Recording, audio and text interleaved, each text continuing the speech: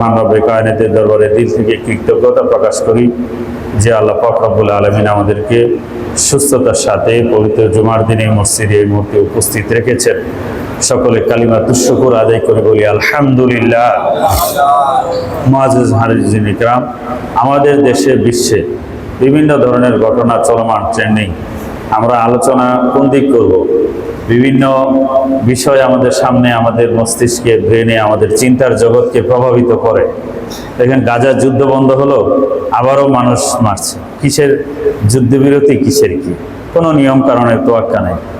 আমাদের দেশে আমরা দেখলাম যে ঐক্যমত কমিশন হয়েছে। এখন দেখতেছি যে সবচেয়ে বেশি অনেকের ধারা শুরু হয়েছে। কি হয় আল্লাহই ভালো জানে। এই যুগে যুগে দেশে দেশে রাজনৈতিক ব্যর্থতার কারণেই কিন্তু সরকার পলায়ন হয়, তাই না? সেই আরব বসন্ত বলেন, শ্রীলঙ্কা বলেন, বাংলাদেশ, নেপাল হয়ে সেই আফ্রিকা মহাদেশ। তারপরেও শিক্ষা হয় না। প্রত্যেকেই নিজের স্বার্থ, দলের স্বার্থ এবং উপর থেকে কি নির্দেশ আসে সেগুলোর চিন্তা করে। যদি নিজ ধর্ম এবং দেশ, এই দুই স্বার্থকে সামনে রেখে কথা বলতো, চিন্তা করতো, তাহলে এত জটিলতা তৈরি হতো না। বলেন ঠিক না ঠিক? আল্লাহ তাদেরকে সহি বুঝ দান করেন, বলেন আমিন। আমরা আমাদের আলোচনায় থাকি, কু আনফুসাকুম ওয়া আহলিকুম নারা। আল্লাহ পাক বলেছেন, তোমরা নিজেদেরকে এবং নিজেদের আহালকে আগুন থেকে বাঁচাও। সুতরাং আগে আমরা বাঁচি, আমাদের আহালকে বাঁচাই। এভাবে প্রত্যেকেই যদি বাঁচি তাহলে সবাই বাঁচবে ইনশাআল্লাহ। তা আমরা গত সপ্তাহে আলোচনা যেখানে শেষ করেছিলাম সেখান থেকে আমরা শুরু করি, সময় কম। আল্লাহ পাক বলেছেন, ওয়াশিরুহুন্না বিল মারুফ ফাইন কারিহতুমুহুন্না ফাআসা আন তাকরাহু শাইআ ওয়া ইয়াজআলাল্লাহু ফীহি খায়রান কাসীরা। এই আয়াত সূরাতুন নিসার 19 নম্বর আয়াত। আয়াতের শুরু অংশ গত জুমায় আলোচনা করেছি, এটা রিপিট করলে সময় হবে না। এখান থেকেই করি, ওয়াশিরুহুন্না বিল মারুফ। আল্লাহ পাক বলেছেন, তোমরা নারীদের সাথে ভালোভাবে বসবাস করো, সুন্দরভাবে বসবাস করো। বিল মারুফ আই বিল ইজমাল বিল কওলি ওয়ান নাফাকাতি ওয়াল মাবিতি। স্ত্রীদের সাথে কথা বলতে, তাদের ভরণ পোষণ ব্যয় নির্বাহ করতে, রাত্রি যাপন করতে, সেখানে যেন ইনসাফপূর্ণ হয়, সুন্দর আচরণ ও ব্যবহার হয়, জুলুম, অবিচার, অন্যায় যেন না হয়। এবং আল্লাহ পাক রব্বুল আলামিন যে শব্দ ব্যবহার করেছেন আশিরু, আশিরু শব্দটাকে মিন করে যে উভয়ে, স্বামী এবং স্ত্রী উভয়ের এখানে দায়িত্ব আছে, উভয়ের ভূমিকা আছে একটা সংসার জীবনকে, দাম্পত্য জীবনকে সুন্দর করার, সুখী করার, কোঅপারেশনমূলক করার, সহযোগিতামূলক করার, একে অপরের সহযোগী ও সম্পূরক হয়ে বসবাস করার ক্ষেত্রে উভয়ের দায়িত্ব, ভূমিকা আছে। এই শব্দে সেই ইঙ্গিত আল্লাহ পাক রব্বুল আলামিন করেছেন। কারণ আশিরু আলেমরা বুঝবে, মাদ্রাসার ছাত্ররা, যেটা বাবে মুফাআলার সিগা। মুফাআলা শব্দটা পরস্পরে বোঝায়। জরাবা যাইদুন আমরান, আরবিতে অর্থ হইলো জায়েদ আমরকে মেরেছে। কিন্তু দরাবা যাইদুন আমরুন অর্থ হবে কি? জায়েদ আমর মারামারি করেছে। উভয়ে যখন একটা কাজ করে, উভয় পক্ষ, সেই ক্ষেত্রে শব্দটা এইভাবে ব্যবহার করা হয়, ফা কালিমার পরে আলিফ দিয়ে, ওয়াশিরুহুন্না। আল্লাহ বলছেন, তোমরা পরস্পরের দাম্পত্য জীবনে ভালোভাবে, সুন্দরভাবে ব্যবহার করো। স্বামীর দায়িত্ব স্ত্রীকে কথা বলতে, ব্যবহার করতে, সুন্দর ব্যবহার করা, ভরণ পোষণ দিতে ন্যায্যতার সাথে দেয়া এবং তাদের রাত্রি যাপন ইত্যাদির ক্ষেত্রে ইনসাফপূর্ণ আচরণ করা। ফাইন কারিহতুমুহুন্না, বেশি ব্যাখ্যার সুযোগ নেই, সংক্ষেপে সংক্ষেপে বলতে হবে। ফাইন কারিহতুমুহুন্না, যদি তোমরা তোমাদের স্ত্রীদের কোনো আচরণকে অপছন্দ করো, তাহলে এখানে উজ্জ আছে ফাসবিরু, তোমরা ধৈর্য ধারণ করো। তোমরা যে এই ধৈর্য ধারণ করবে, তোমার ভাগ্যে ভাগে যা এসেছে তা নিয়েই তুমি ধৈর্যের সাথে সন্তুষ্ট থাকবে। ফাআসা আন তাকরাহু শাইআন ওয়া ইয়াজআলাল্লাহু ফীহি খায়রান কাসীরা। তোমরা এমন একটা জিনিসকে হয়তো অপছন্দ করছো, যেই অপছন্দ জিনিসকেও তোমরা মেনে নেওয়ার কারণে, ধৈর্য ধারণ কারণে এই সম্পর্কের মধ্যে আল্লাহ বহুবিধ কল্যাণ নিহিত রাখবেন, অনেক কল্যাণ দান করে দিবেন। এই বহুবিধ কল্যাণের একটা ব্যাখ্যা আব্দুল্লাহ ইবনে আব্বাস রাদিয়াল্লাহু তাআলা আনহু রাইসুল মুফাসসিরিন, তিনি ব্যাখ্যা করেছেন যে কোনো স্বামী যদি তার স্ত্রীর কোনো বিষয় অপছন্দ হওয়া সত্ত্বেও এই স্ত্রীকে মেনে নেয়, দাম্পত্য সম্পর্ককে চালিয়ে যায়, কন্টিনিউ করে, তাহলে এই সম্পর্কের মাধ্যমে আল্লাহ পাক রব্বুল আলামিন উত্তম সন্তান, নেক সন্তান দান করবেন, জগৎ বিখ্যাত সন্তান দান করবেন। সুবহানাল্লাহ। এজন্য এই সম্পর্কের মধ্যে, কারণ মানুষ মাত্রই তার ভিন্ন রুচিবোধ থাকতে পারে, ভিন্ন ফ্যামিলির মানুষ, ভিন্ন আচরণ থাকতে পারে, 100-100 বরাবর হবে না। সেক্ষেত্রে একজন স্বামী যাকে নিয়ে এসেছে সে যদি সবর করে, আমার ভাগ্যে আল্লাহ যাকে দিয়েছে তার কিছু বিষয় অপছন্দ হলেও আমি তাকে মেনে নিলাম, তার সাথেই আমি আমার সম্পর্ক, দাম্পত্য জীবনকে চালিয়ে যাব, এই ধৈর্য এবং সবরকে আল্লাহ পাক রব্বুল আলামিন বহুমুখী কল্যাণ এবং ফায়দা তাকে দান করবে। আয়াত এবং এই আয়াতের ব্যাখ্যা যখন আমাদের ওস্তাদ পড়াইতেছিলেন, হযরত মাওলানা কাসেম সাহেব রহিমাহুল্লাহ, আল্লাহ পাক ওনাকে জান্নাতবাসী করে বলেন আমিন, উনি একটা ঘটনা শোনাইছেন আমাদেরকে যে একজন বুজুর্গ ছিল, পীর সাহেব, অনেক বড় পীর সাহেব। তো স্ত্রী ছিল আর পুরা উল্টা, স্ত্রী পীর সাহেব মানত না। তো একবার কিছু মুরিদ আসছে বাড়িতে, এসে জিজ্ঞেস করছে, এই পীর সাহেব বাড়িতে আছে? বাড়িতে পীর সাহেব হুজুর আছেন? ঘরের ভিতর থেকে, ভয় কে তোমরা পীর সাহেব করো, কে আবার এই বাড়ি পীর? হ্যাঁ পীর, আবার পীর ডাকে, উল্টা পাল্টা যা বলা বলে দিছে। ওনারা তো দূরতে এসে হতাশ, আরে পীর সাহেবের ঘরেতে পীর সাহেবের এবার কি এর পীর বন্ড, এই সেই বই উল্টা পাল্টা গালি সরে, আর মন খারাপ হয়ে গেছে। তো আসছে অনেক দূর থেকে, আগে তো গাড়ি ঘোড়ার পথ না, হাইটা পথ।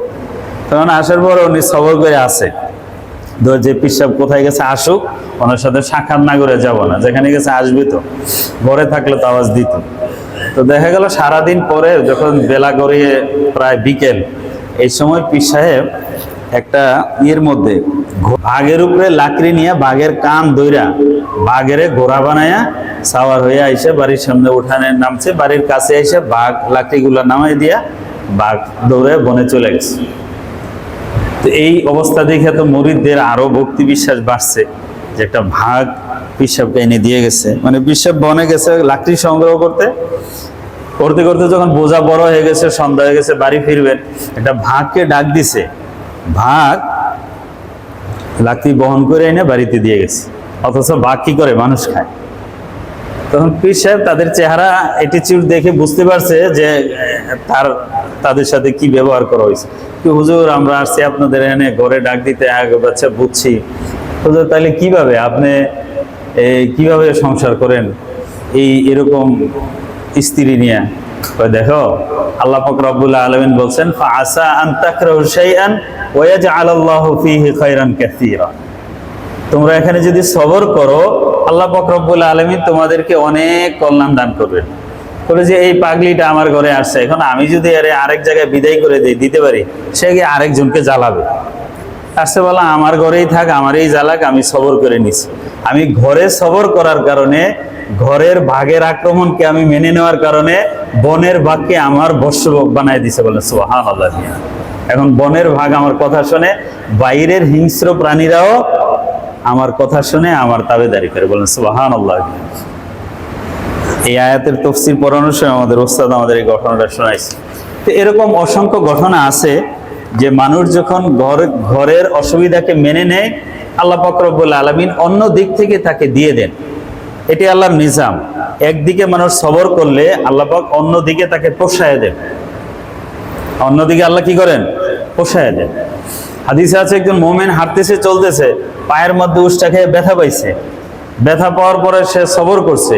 এই যে পায়ের আঙ্গুলে ব্যথা পেল, এই ব্যথাটাও তার বেকার যায় না, এটা কাউন্ট হয়, এটাও হিসাব হয়, এটারও যাজা এবং পুরস্কার আল্লাহ পাক রব্বুল আলামিন দান করে।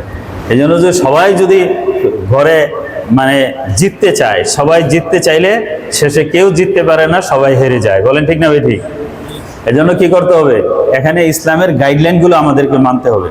হুজুর আকরাম সাল্লাল্লাহু আলাইহি ওয়াসাল্লাম বলেন, লা ইয়াফরাক মুমিনুন মুমিনাতান ইন কারিহা মিনহা খুলুকান রাদিয়া মিনহা আখার। রাওয়াহু মুসলিম। মুসলিম শরীফের 1469 নম্বর হাদিস।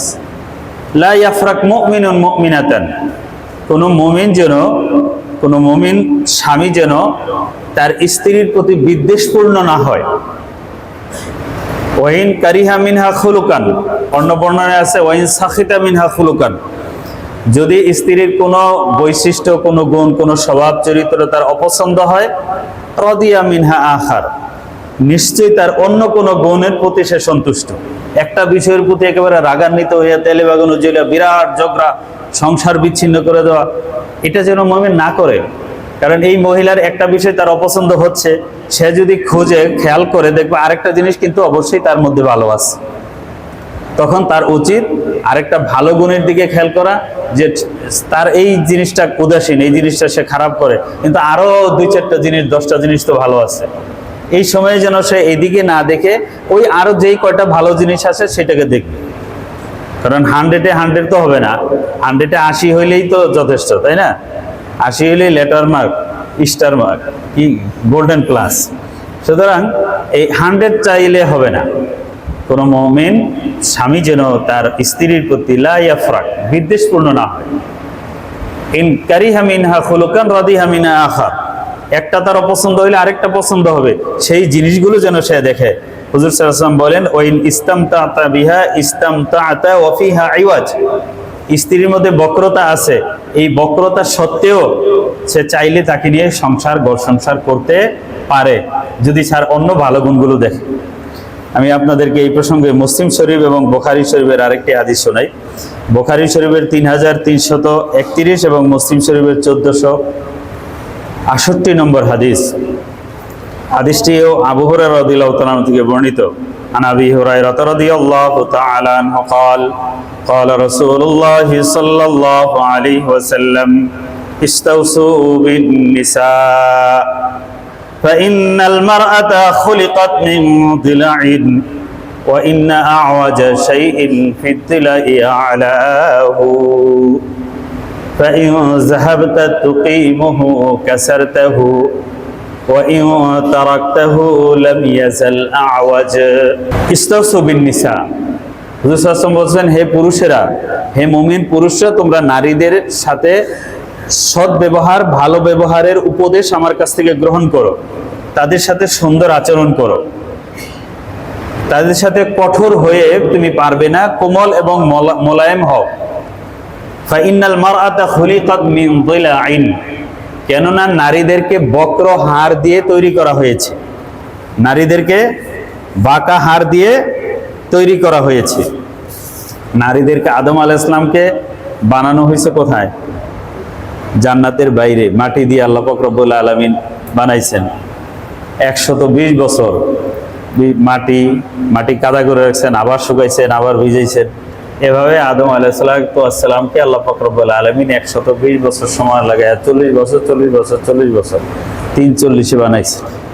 তো আদম আলাইহিস সালাম জান্নাতে থাকার পর আল্লাহ বুঝলেন যে তিনি আসলে একা একা জান্নাতের সুখ ভোগ করে প্রকৃত সুখী হতে পারছেন না। এখানে একটা অপূর্ণতা আছে। এই অপূর্ণতা আল্লাহ নিজেই ফিল করলেন, কারণ আল্লাহ নিজেই বানাইছেন, আল্লাহ নিজেই বুঝেন তার সৃষ্টির কি প্রয়োজন। তখন আল্লাহ পাক রব্বুল আলামিন আদম আলাইহিস সালামের পাঁজর থেকে, বাম পাঁজর থেকে একটা হাড় নিয়ে তার স্ত্রী হাওয়া আলাইহিস সালামকে বানাইছে। কোরআন শরীফে সূরাতুল আরাফে আছে, হুয়াল্লাযী খালাকাকুম মিন নাফসিন ওয়াহিদা, ওই আল্লাহ তিনি যিনি তোমাদেরকে একজন মানুষ থেকে, এক প্রাণ থেকে সৃষ্টি করেছেন। ওয়াজআলা মিনহা যাওজাহা, আর তার থেকে তার স্ত্রী তিনি সৃষ্টি করেছেন। লিয়াসকুনা ইলাইহা, যাতে আদম সেই স্ত্রীর কাছ থেকে শান্তি লাভ করতে পারে, শান্তির জন্য, প্রশান্তির জন্য এবং জান্নাতি সুখকে পূর্ণতা দেওয়ার জন্য আল্লাহ পাক রব্বুল আলামিন নারীদের সৃষ্টি করেছেন। নারীরা পুরুষের জন্য আল্লাহর পক্ষ থেকে একটা নিয়ামত, জান্নাতি নিয়ামত।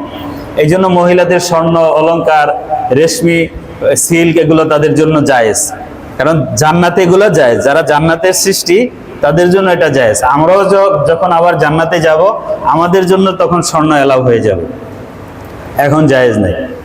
যাই হোক, তো আল্লাহ পাক রব্বুল আলামিন আদম আলাইহিস সালামের এক বাঁকা হাড় থেকে নিয়ে হাওয়া আলাইহিস সালামকে সৃষ্টি করেছেন। এই জন্য রাসূলুল্লাহ বলেছেন, ওয়া ইন্নাল মারআতা খুলিকাত মিন দিলাইন, নারীদেরকে এক বক্র হাড় দিয়ে সৃষ্টি করা হয়েছে, সুতরাং তারা কিছু বাঁকাই থাকবে।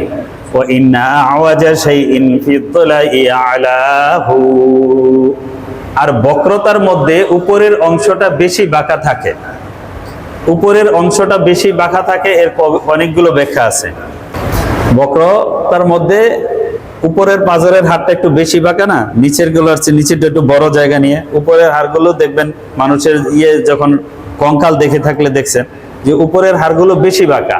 আর এই উপরের হাড় থেকেই যেহেতু নারীদেরকে সৃষ্টি করা হয়েছে, সুতরাং তাদের মধ্যে বক্রতা আরো বেশি। আর এই আলাহুর আরো ব্যাখ্যা আছে যে উপরের অংশের মধ্য থেকে বক্রতার প্রতিফলন বেশি হয়। উপরে কি তার মুখ, জবান, জবান দিয়া মুখ দিয়া নারীরা এদের দেখবেন মুখ বেশি চলে, মুখ যাদের চলে বেশি চলে, এরা মুখ দিয়ে মানুষকে যা পারবে না তার চেয়ে বেশি বলে, সাধ্যের অতিরিক্ত বলে। সুতরাং উপরের অংশ থেকে তুমি বেশি আঘাতপ্রাপ্ত এবং আক্রান্ত হতে পারো। ওই না আওয়াজে সেই ইন ফিদ দিলাই আলাহু। সুতরাং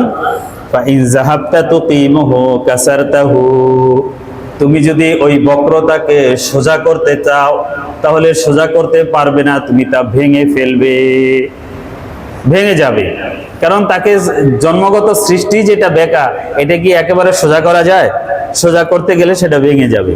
ওয়াইন যাহাবতা তুকিমহু কাসারতাহু, তাহলে তুমি ভেঙে ফেলবে। ওয়াইন তারাকতাহু লাম ইয়াজাল আওয়াজ, আর যদি ছেড়ে দাও, কিছু না করে একেবারে ছেড়ে দাও, তাহলে সে বাঁকাই থেকে যাবে, বক্রতা বাড়তে থাকবে। কি করতে হবে? মনিটরিং এর মধ্যে রাখতে হবে। পুরা সোজা করতেও যাওয়া যাবে না, আবার তাকে ওসিয়ত নসিয়ত এবং তাকে এই ট্রিটমেন্টের বাইরেও রাখা যাবে না। ওয়াজ নসিয়ত বুঝানো এগুলোর মধ্যে থেকে তাকে নিয়ে চলতে হবে। কারণ এই বক্রতা তোমার পক্ষে পজিটিভও হতে পারে। বাঁকা হওয়া, যে এই বাঁকা একটা জিনিস কি করে, একটা জিনিস আরেকটা জিনিস বাঁকা আছে বলে আমাদের পাঁজরের হাড়গুলো বাঁকা, যে কারণে আমাদের এই ফুসফুস, লাংস, এই কলিজা, এই হৃৎপিণ্ড, এগুলো এই খাঁচায় কি করে আছে, ধরে আছে না? এটা বক্র থাকার কারণে এটা আমাদেরকে বডির গুরুত্বপূর্ণ জিনিসগুলো সেগুলো হেফাজত করে রেখেছে। এই বক্রতার বৈশিষ্ট্য তুমি পজিটিভ খাতে ব্যবহার করো, তাহলে সে স্বামীকে আগলে রাখার, সন্তানকে আগলে রাখার, স্বামীর সংসারকে ধরে রাখার ক্ষেত্রে এই বক্রতা তোমার সংসারের জন্য পজিটিভলি সে ব্যবহার করবে। যদি উল্টা হয়ে যায় তাহলে এটা নেগেটিভ হবে।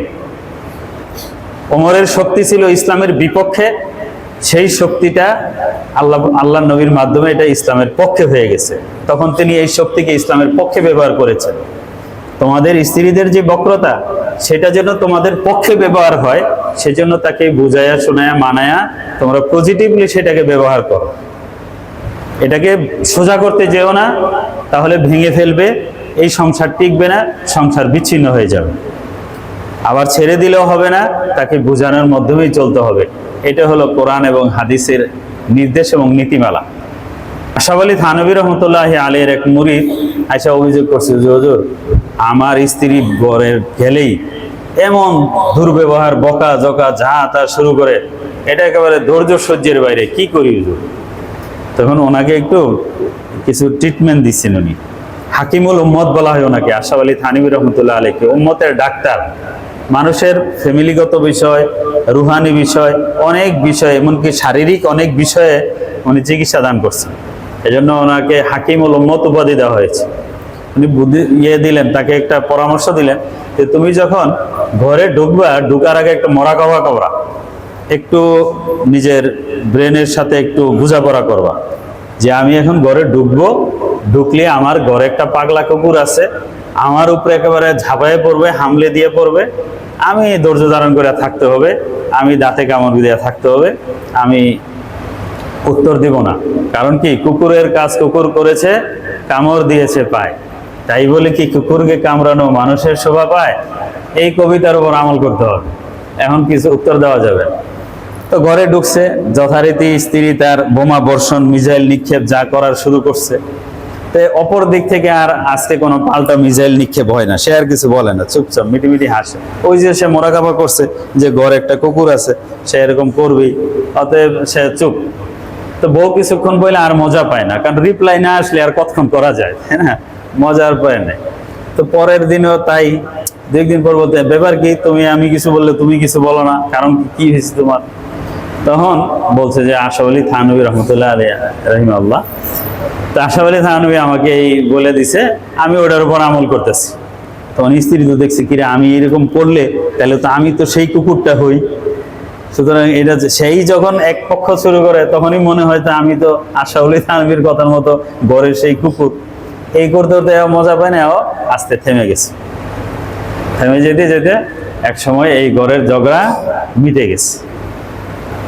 এই জন্য আয়াজ কারিনী সৌদি আরবের একজন অনেক বড় আলেম, উনি বলেন যে আমি একটা নুসখা, আমি একটা ট্রিটমেন্ট ফ্যামিলির দাম্পত্য জীবন সুখের জন্য আমি অনেককে বলছি, আমার অনেক ভক্তমুরিদ ছাত্রকে বলছি, এটা অ্যাপ্লাই করে তারা সবাই এখন সুখী আছে।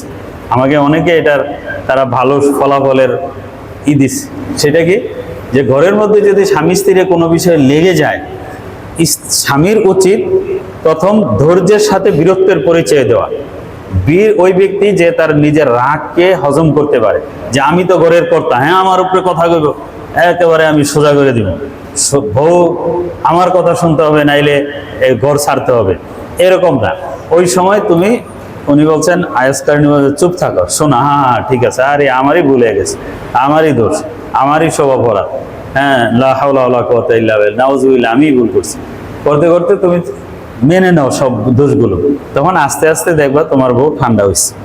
ঠান্ডা হওয়ার পরে এবার তোমার পালা, এইবার তারে ধরো, এবার তারে বুঝাও, নরমে গরমে বুঝাইয়া সোজা করে, দেখুন ওই সময় ওই বুঝগুলো সে মানবে।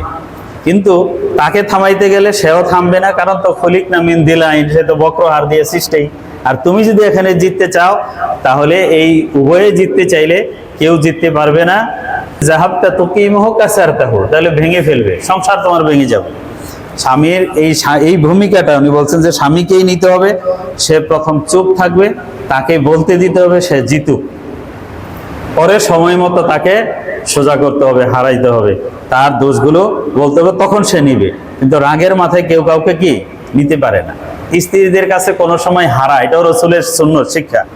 আম্মা জান আয়েশা রাদিয়াল্লাহু তাআলা আনহার সাথে একবার, কারণ প্রত্যেক মানুষকে তার বয়সের চাহিদা অনুযায়ী তাকে দেয়া, তার প্রাপ্যটাকে দেওয়া, এটাও ন্যায্যতা, এটাও ইনসাফ। যেহেতু আম্মা জান আয়েশা রাদিয়াল্লাহু তাআলা আনহা একমাত্র রাসূলের স্ত্রী যিনি কুমারী ছিলেন, আর সবাই বিধবা ছিলেন, সুতরাং তার বয়সের চাহিদা অনুযায়ী তাকে সন্তুষ্ট রাখা, খুশি করা, এটাও ইনসাফ, এটাও ন্যায্যতা, এটাও ইসলামের শিক্ষা এবং দাবি। এই জন্য একবার হচ্ছে, চলো একটা খালি জায়গায়, মানুষজন তো আর আগের দিন এমন ছিল না, চলো আমরা একটু দৌড় দিই। তো দৌড় দিছেন, তো দৌড় দেওয়ার পরে নবী তিনি ছোট, পারবেন, নবী আগে চলে গেছে। তা আগে যখন চলে গেছে, আমার মন খারাপ হয়ে গেছে যে হেরে গেল, আর মেয়েরা হাইরে গেলে তো আরো বেশি মন খারাপ হয়ে যায়। তখন আচ্ছা চলো আরেকবার দৌড় দেয়, আরেক রেস হোক। এবার রেস করে বুঝলাম ইচ্ছা করে হারিয়ে গেছে, ইচ্ছা করে একটু হাইরা ওনারা জিতাই দিছে, যাক তবু খুশি হোক, হুজুর সাল্লাল্লাহু আলাইহি ওয়াসাল্লাম মসজিদে নববীতে ঘোড়া হইয়া হাসান হোসেনকে পিঠে উঠাইতো। তোমরা রাদিয়াল্লাহু তাআলা দেখে বলতেছে, দেখছো কি দামি ঘোড়া পাইছে, তোমরা কত বড় দামি ঘোড়া পাইছো, আল্লাহর নবী তোমাদের ঘোড়া। বাচ্চাদেরকে বলতেছে, হাসান হোসেনকে। হুসেন বলতেছে, আরে সাওয়ারিও কি কম নাকি, এরা তো জান্নাতের যুবকদের সর্দার হবে, সাওয়ারিও তো কম কোথাকার, কম কিসের। সুবহানাল্লাহ। কারণ একজন, আমি নবী আছি ঠিক আছে, কিন্তু একজন ছোট নাতি, নানার কাছ থেকে যেটা পাবার, তিনি নবী হইলেও তিনি তো নানা হিসাবে নাতিকে সেই জিনিসটা দিতে তিনি কমতি রাখেন না। তিনি দোজাহানের বাদশা নবী, তারপর একজন নাতি নানার কাছ থেকে যে সঙ্গটা, যে আনন্দটা পাওয়ার দাবি রাখে, নবী হয়েও সেটা তিনি কি করছেন, পূরণ করছেন। তো আম্মা জান আয়েশাকে তিনি জিতাই দিছে। এটা এখান থেকে শিক্ষা, যে কখনো কখনো তোমরা হেরে যাও। এই হেরে যাওয়া নয়, চূড়ান্তভাবে জিতে যাওয়ার জন্য এই হেরে যাওয়া। কারণ এই দাম্পত্য জীবনটাকে কন্টিনিউ করতে হলে কখনো হারতে হবে, কখনো জিততে হবে, কখনো বুঝাইতে হবে। কারণ ইন্নাল মারআতা খুলিকাত মিন দিলাইন, নারীদেরকে সৃষ্টি করা হয়েছে বক্রহার দ্বারা। ফা ইন যাহাবতা তুকিমহু কাসারতাহু, তুমি সোজা করতে গেলে ভেঙে ফেলবা। ওয়া ইন তারাকতাহু লাম ইয়াসাল আওয়াজ, আবার ছেড়ে দিলেও বক্রই থেকে যাবে। তাকে ট্রিটমেন্টের মধ্যে রেখে এইভাবে সবর ও ধৈর্যের সাথে দাম্পত্য সম্পর্ককে চালিয়ে যেতে হবে। এখন এই ক্ষেত্রে পুরুষের কি দায়িত্ব, নারীর কি দায়িত্ব, নম্বর ওয়াইজ ইনশাআল্লাহ সামনে পরে বলবো ইনশাআল্লাহ। কি